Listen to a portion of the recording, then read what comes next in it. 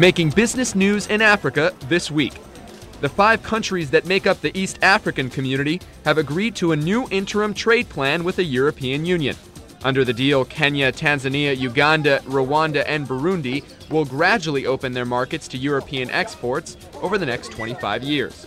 The EU says negotiators will try to complete a comprehensive economic partnership agreement by next year.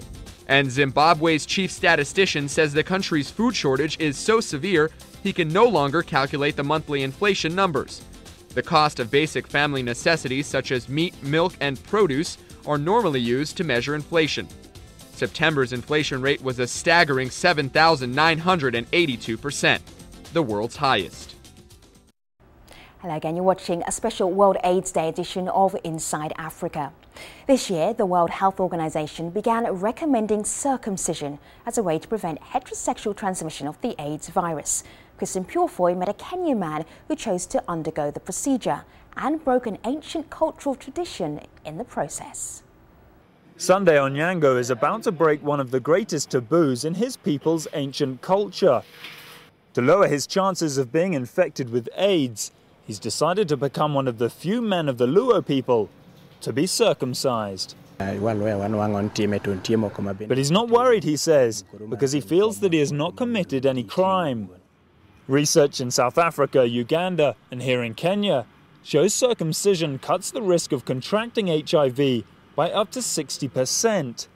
It is thought that certain cells in the foreskin are prime targets of the virus, and once it's removed, the skin beneath gets tougher, less susceptible to abrasions, which could help spread the disease.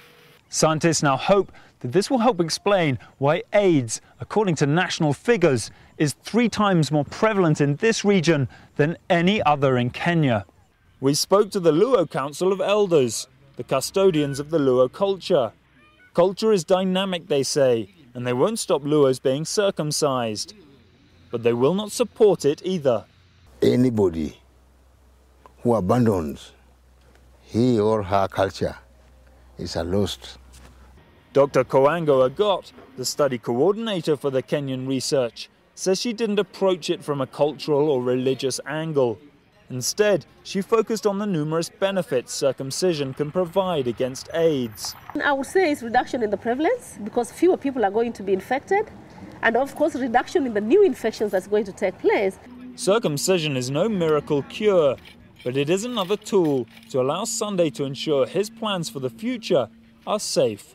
Christian Purefoy, CNN, Kisumu, Kenya. As you can imagine, it's pretty difficult to film a circumcision for television, and I think Christian Purefoy certainly met that challenge.